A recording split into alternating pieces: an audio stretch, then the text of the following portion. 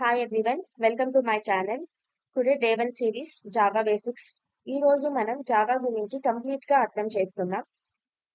So first Java అంటే ఏంటి, ఎవరు క్రియేట్ చేశారు, ఎందుకు క్రియేట్ చేశారు, అసలు ఎక్కడ యూస్ అవుతుంది అన్ని చూద్దాము. ఫస్ట్ జావా యొక్క హిస్టరీ చూసినట్టయితే జావాను క్రియేట్ చేసిన వాళ్ళు జేమ్స్ బాస్లింగ్ అండ్ వాళ్ళు సన్ మైక్రో సిస్టమ్స్ లో వర్క్ చేస్తూ ఉన్నప్పుడు అక్కడ డెవలప్ చేశారు జావాని. అది మనకి ఫస్ట్ ఎప్పుడు రిలీజ్ అయింది అంటే 1995 లో జేమ్స్ బాస్లింగ్ మనకి రిలీజ్ చేశారు. జావా, అందుకే మనం జావా అనేది ఒక most popular programming language in the world అని చెప్పుకుంటాము. అండ్ జావాని ఎందుకు క్రియేట్ చేశారు అంటే ద మెయిన్ రీజన్ ఏంటంటే అదొక ప్లాట్ఫామ్ ఇండిపెండెంట్ గా ఉండాలి అనేసి. ప్లాట్ఫామ్ ఇండిపెండెంట్ అంటే ఏంటి అంటే మనం ఒక్కసారి కోడ్ రాస్తే అది మనం ఎక్కడైనా రన్ చేయొచ్చు అనేసి. అంటే మనకి ప్రీవియస్ ఇయర్స్ లో మనకి ఇంతకు ముందు కాలంలో ఎలా ఉన్నింది అంటే ప్రోగ్రామ్స్ ఒక సిస్టమ్ లో వర్క్ అయ్యి వేరే సిస్టమ్ లో వర్క్ అవ్వకపోవడం ప్రాబ్లం ఉండేది. సో ఆ ప్రాబ్లమ్ ని రెక్టిఫై చేయడానికి మనకి సొల్యూషన్ గా జేమ్స్ మాస్లింగ్ తీసుకొచ్చారు. ఎలా అంటే ఒక ప్రిన్సిపల్, ఒరా ప్రిన్సిపల్ అని ఒక కాన్సెప్ట్ ఉంది. So right once run anywhere అనే కాన్సెప్ట్ తో జావాని క్రియేట్ చేశారు. సో జావా అంటే ఏంటి అంటే ద మెయిన్ డెఫినేషన్ ఏంటంటే it is a high level programming language. And main గా చెప్పాలి అంటే మనం కంప్యూటర్ కి ఇన్స్ట్రక్షన్స్ ఇవ్వడానికి యూజ్ చేసే లాంగ్వేజే జావా. ఇంకా క్లియర్ గా చెప్పాలంటే జావా అనేది ఒక ఆబ్జెక్ట్ ఓరియంటెడ్ ప్రోగ్రామింగ్ లాంగ్వేజ్ కూడా. హై లెవెల్ లాంగ్వేజ్ అంటే ఏంటంటే మనం ఈజీగా అర్థం చేసుకునే లాంగ్వేజ్ లైక్ అండ్ ఇంగ్లీష్ లాగా ఈజీగా రీడబుల్ గా ఉంటుంది. మిషన్ లాంగ్వేజ్ లాగా కాంప్లెక్స్ గా ఉండదు. And coming to the platform independent అంటే ఏంటి అంటే మనం ఒకసారి కోడ్ రాస్తే అది ఎక్కడైనా రన్ అవుతుంది. ఎగ్జాంపుల్ విండోస్ లో, మ్యాక్, లైనెక్స్ ఇలాంటి వాటిల్లో మనము రన్ చేయొచ్చు. అంటే ఒక ప్లాట్ఫామ్ లో యూజ్ చేసి అన్ని ప్లాట్ఫామ్ లో మనం రన్ చేయొచ్చు అదే సేమ్ కోడ్ యూజ్ చేసుకొని. ఇది దేని వల్ల పాసిబుల్ అవుతుంది అంటే కేవలం జేవిఎం ద్వారానే మనం ఇది పాసిబుల్ అవుతుంది. And coming to the object orientation అంటే ఇది ఒక ప్రోగ్రామింగ్ లాంగ్వేజ్. అంటే మన రియల్ వరల్డ్ ఆబ్జెక్ట్స్ ని యూజ్ చేసుకొని ఒక ప్రోగ్రామ్ ని డిజైన్ చేస్తాం అనమాట. ఫర్దర్ గా ఎగ్జాంపుల్ తీసుకొని ఎక్స్ప్లెయిన్ చేస్తాము. అండ్ మనము జావాని ఎక్కడ ఎక్కడ యూజ్ అవుతుంది అంటే జావా అనేది వెబ్ అప్లికేషన్స్ లో, ఆండ్రాయిడ్ అప్లికేషన్స్ లో, బ్యాంకింగ్స్ లో, ఎంటర్ప్రైజ్ సాఫ్ట్వేర్స్ లో. వెబ్ అప్లికేషన్స్ అంటే మనం వాడే ప్రతి వెబ్సైట్స్ ని మనం వెబ్ అప్లికేషన్స్ అనే అంటాము. లైక్ ఉంటాయి కదా, ఇంకా లాగిన్ సిస్టమ్స్ అని, ఫార్మ్స్ అని, ఇలాంటివన్నీ మనకి దాని కిందకి వస్తుంది. ఆండ్రాయిడ్ అంటే మనం ఆ, మన ఫోన్ లో యూజ్ చేసే యాప్స్ ని మనం ఆండ్రాయిడ్ అప్లికేషన్స్ అంటారు. బ్యాంకింగ్ అంటే మన బ్యాంక్ లో ట్రాన్సాక్షన్స్ చేస్తాం కదా, అవి హ్యాండిల్ చేయడానికి జావాని యూజ్ చేస్తారు. లైక్ అంటే బ్యాంకింగ్ లో యూజ్ చేసి ఒక సాఫ్ట్వేర్స్ లాగా అనమాట. లైక్ ఎగ్జాంపుల్ మనీ ట్రాన్స్ఫర్ చేయడానికి, అకౌంట్ మేనేజ్మెంట్, ఏటీఎం సిస్టమ్స్ ఇలాగా. And coming to the enterprise, ఇది పెద్ద పెద్ద కంపెనీస్ కి ఒక డేటాని మేనేజ్ చేయడానికి మనం యూజ్ చేసే సాఫ్ట్వేర్ ని మనం ఎంటర్ప్రైజ్ సాఫ్ట్వేర్ అని అంటాము. And coming to the features of Java, the first one is platform independent అంటే వి ఆల్రెడీ సీ దట్ ఒక దగ్గర కోడ్ రాస్తే అది ఎక్కడైనా రన్ అయ్యేలా ఉంటది. అంటే అది ఏం ఫాలో అవుతుందంటే ఒరా ప్రిన్సిపల్ ని ఫాలో అవుతది కాబట్టి మనం ఒక దగ్గర కోడ్ రాసినా అది ఏ ప్లాట్ఫామ్ లో అయినా రన్ అయ్యేలా చూస్తుంది. లైక్ ఎగ్జాంపుల్ విండోస్ లో, మ్యాక్ లో, లైనెక్స్ లో ఇలాగా. కమింగ్ టు ఆబ్జెక్ట్ ఓరియంటేషన్, మనం ఇంతకు ముందు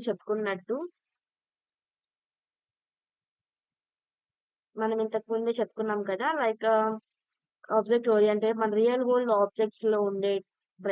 ఆబ్జెక్ట్స్ ఉంటాయి కదా, వాటిల్లో ఒక ప్రోగ్రామ్ మనం డిజైన్ చేస్తాం. అంటే ఒక ఆబ్జెక్ట్ ని తీసుకొని రియల్ వరల్డ్ ఆబ్జెక్ట్ ని తీసుకొని ఒక ప్రోగ్రామ్ ని మనం డిజైన్ చేస్తాం. ఎగ్జాంపుల్ గా ఒక స్టూడెంట్ అనే ఆబ్జెక్ట్ తీసుకున్నాం అనుకో, అందులో మనము వాళ్ళకి ఒక నేమ్స్ ఉంటాయి. స్టూడెంట్ అనే ఆబ్జెక్ట్ తీసుకుంటే వాళ్ళకి ఒక ప్రాపర్టీస్ ఉంటాయి. కొన్ని యాక్షన్స్ ఉంటాయి. ఆ ప్రాపర్టీస్ ఏంటి? నేమ్, ఏజ్, ఇలాగ యాక్షన్స్ స్టడీ, రైట్ ఇలాగ ఉంటాయి.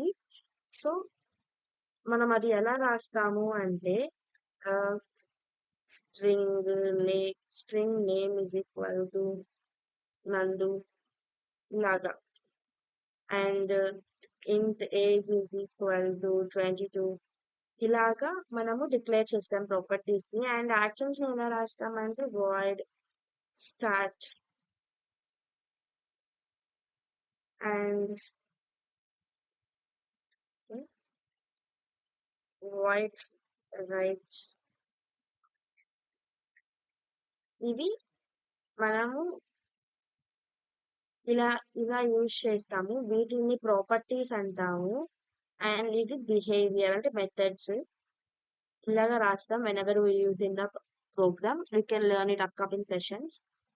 Okay, and then the platform independent, we already know that it follows a ORA principle.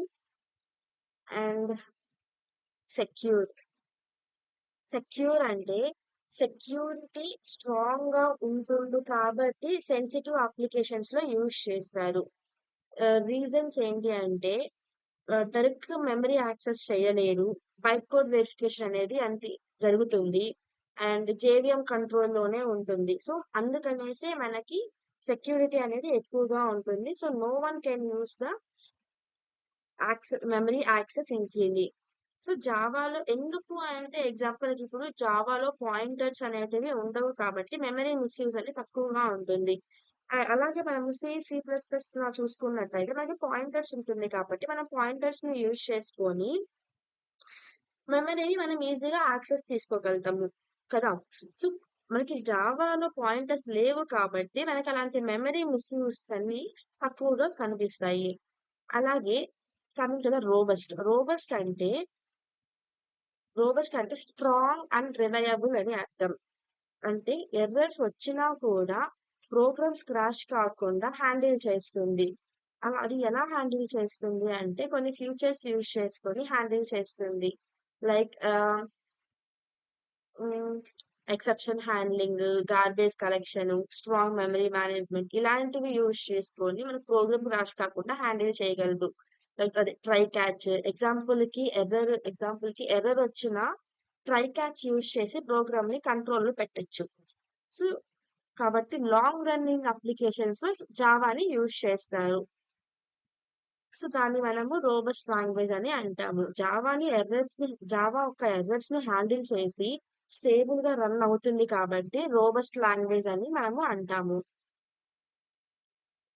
And ఇప్పుడు మనకి ఫీచర్స్ కంప్లీట్ అయిపోయినాయి, యూజెస్ అయిపోయినాయి. అండ్ ఇప్పుడు మనం కాంపోనెంట్స్ ని స్టార్ట్ చేద్దాం. మన జావా కాంపోనెంట్స్ అనేటివి మనకి 3 మెయిన్ కాంపోనెంట్స్ ఉంటాయి. అవి జేడీకే, జేఆర్ఈ, జేవిఎం. సో ఇవి 3 కలిసి జావా ప్రోగ్రామ్ ని క్రియేట్ చేయడానికి, రన్ చేయడానికి హెల్ప్ చేస్తాయి. సో జేడీకే అంటే Java development kit and JRE అంటే Java run time environment. And coming to the JVM అంటే Java virtual machine. So first of all JDK అంటే ఇది మనకు మెయిన్ గా డెవలపర్స్ యూజ్ చేస్తారు. ఎక్కువగా డెవలపర్స్ యూజ్ చేస్తారు టు డెవలప్ ది కోడ్. అంటే ఇక్కడ ఫంక్షన్స్ ఏంటంటే జేడీకేలో ఏమేమి చేస్తారంటే కోడ్ రాయడము. ఫస్ట్ ఏంటి ఇక్కడ కోడ్ రాయడం,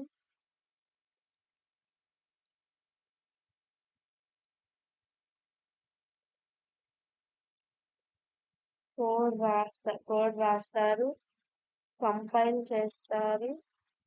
అండ్ ఇంకోటి ఏంటి, కంపైల్ ఎలా చేస్తారు అంటే త్రూ జావాక్ అనే కంపైలర్ యూజ్ చేసి కంపైల్ చేస్తారు.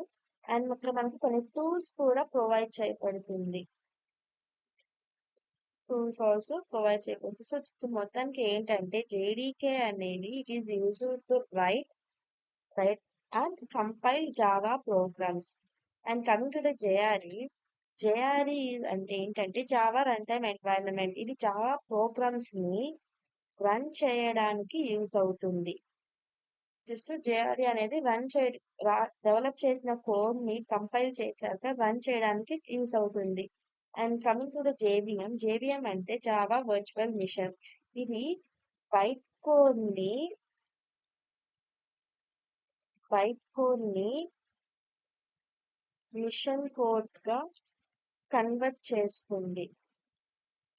మిషన్ కోడ్ గా కన్వర్ట్ చేస్తుంది. కన్వర్ట్ చేసి ఎగ్జిక్యూట్ చేస్తుంది. అండ్ ఇది మెయిన్ గా ఏంటి అంటే ప్లాట్ఫామ్ ఇండిపెండెంట్. ఇది మెయిన్ గా ఏంటంటే ప్లాట్ఫామ్ ఇండిపెండెంట్ ఫీచర్ కి ఇది మెయిన్ రీజన్. ఒకసారి మనం ఇప్పుడు ఫ్లో చూద్దాం. ఇది ఎలా వర్క్ అవుతుంది ఏంటి అనేసి, ఇది జావా ప్రోగ్రామ్ ఎలా వర్క్ అవుతుందో చూద్దాము. ఫస్ట్ ఏంటంటే మనం ఒక కోడ్ రాస్తాం, జావా కోడ్ రాస్తాం. అది ఎలా రాస్తాము? జావా ఎక్స్టెన్షన్ ఫైల్ తో మనము స్టార్ట్ చేస్తాము. తర్వాత జేడీకేలో ఉన్న కంపైలర్ యూజ్ చేసి కంపైల్ చేస్తాం. ఎలాగా? Javac for example the class name is hello world dot java. ఇలా కంపైల్ చేస్తాము. కంపైల్ చేసిన తర్వాత మనకు అప్పుడు ఏమవుతుందంటే, ఇలా కంపైల్ చేసిన తర్వాత మనకి బైట్ కోడ్ అనేది క్రియేట్ అవుతుంది. ఆ బైట్ కోడ్ ఎలా క్రియేట్ అవుతుంది అంటే డాట్ క్లాస్ ఫైల్ అనే ఫైల్ ద్వారా క్రియేట్ అవుతుంది. ఓకేనా? అలా క్రియేట్ అయిన తర్వాత జేవిఎం ఉంది కదా, జేవిఎం ఆ బైట్ కోడ్ ని జేవిఎం అనేది ఎగ్జిక్యూట్ చేయాలి. అసలు ఇది ఎలా ఎగ్జిక్యూట్ చేస్తాడంటే బైట్ కోడ్ నుంచి మిషన్ కోడ్ గా కన్వర్ట్ చేస్తుంది. ఓకేనా? సో కన్వర్ట్ చేసి ఎగ్జిక్యూట్ చేస్తుంది. ఇది ఫ్లో అన్నమాట. ఫస్ట్ ఏంటి? జావా కోడ్ రాస్తుంది డాట్ జావా ఫైల్ అని పెట్టి, తర్వాత జేడీకేలో ఉన్న కంపైలర్ ని యూజ్ చేసి కంపైల్ చేస్తుంది. This is the class name.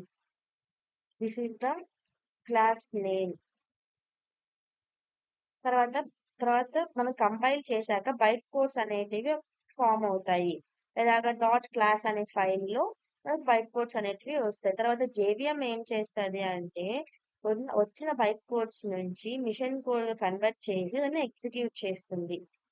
So simple ఫ్లోగా ఎలా చెప్పాలి అంటే, జావా కోడ్ రాస్తాము, తర్వాత కంపైల్ చేశాక బైట్ కోడ్స్ వస్తాయి.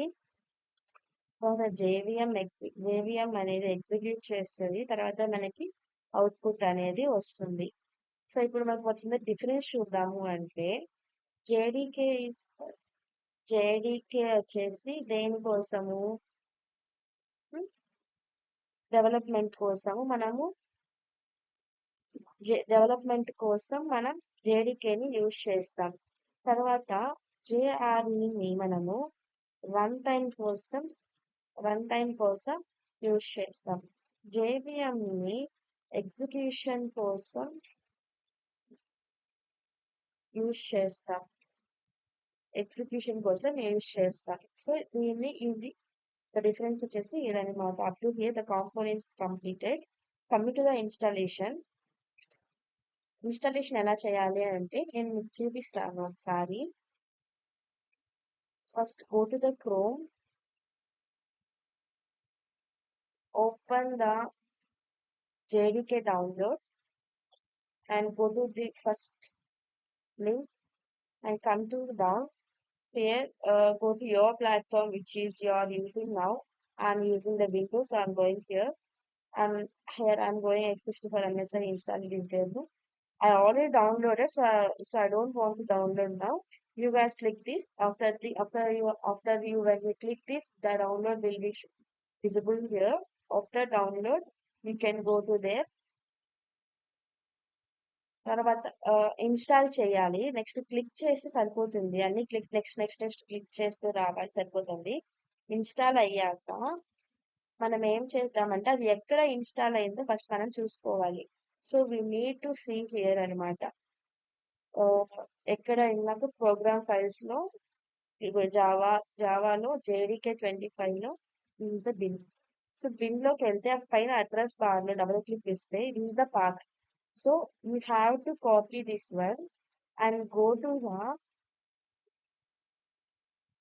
the window and type here edit the system environment variables, open it and go to the environment variables, click in the system variables, click the new and variable name you have to give Java home and variable value place low like a Java installation path and click OK and then go to the path or paste the bin folder, paste the bin folder, the path which is the path which we copied before and click OK everywhere and come to back. Go to the command prompt, go to the command prompt and see yeah, whether you download or whether you install it correct or not. Once versions కనిపిస్తే Java correct గా install అయ్యింది అన్నట్టు. So go to the command prompt and give the versions like this. I will paste it here. Java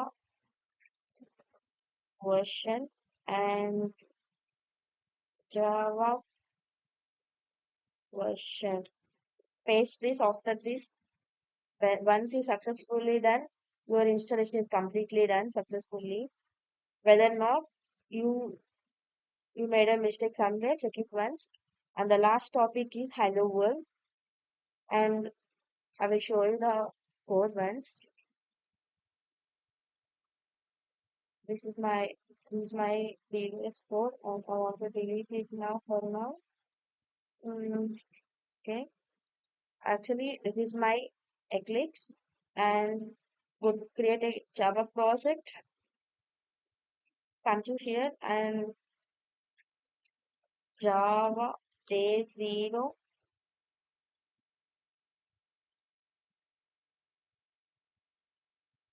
Java day 0. Sorry, J1.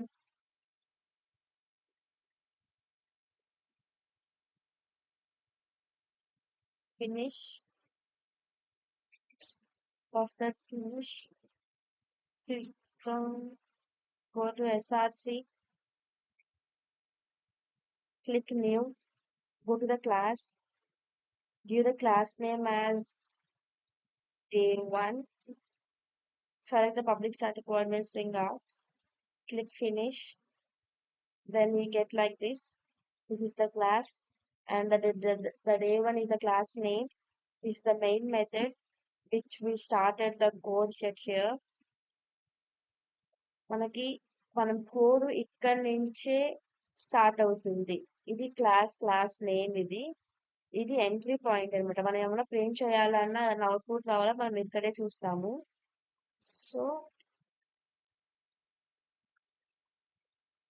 So మనం ఇప్పుడు ఏం చేద్దామంటే hello world ని print చేద్దాం. డబుల్ కోట్స్ లో హలో వరల్డ్. సో ఇక్కడ మనకు ఒక బటన్ ఉంది కదా, గ్రీన్ బటన్, రన్ బటన్. దాని మీద క్లిక్ చేస్తే మనకి అవుట్పుట్ అనేది వచ్చేసింది. సో ఇది మనకి హలో వరల్డ్ ఫస్ట్ ప్రోగ్రామ్. మనం రేపు నుంచి కంటిన్యూ చేద్దాం remaining topics which we have up to here the basics. Then మనం రేపు డే 2లో చెప్పబోయే classes variables, data types, operators, conditional statements, loops, ఈ కాన్సెప్ట్స్ మనం రేపు చూద్దాము. మీకు కనుక నా క్లాసెస్ నచ్చినట్టయితే లైక్ చేసి సబ్స్క్రైబ్ చేసుకోండి. Thank you.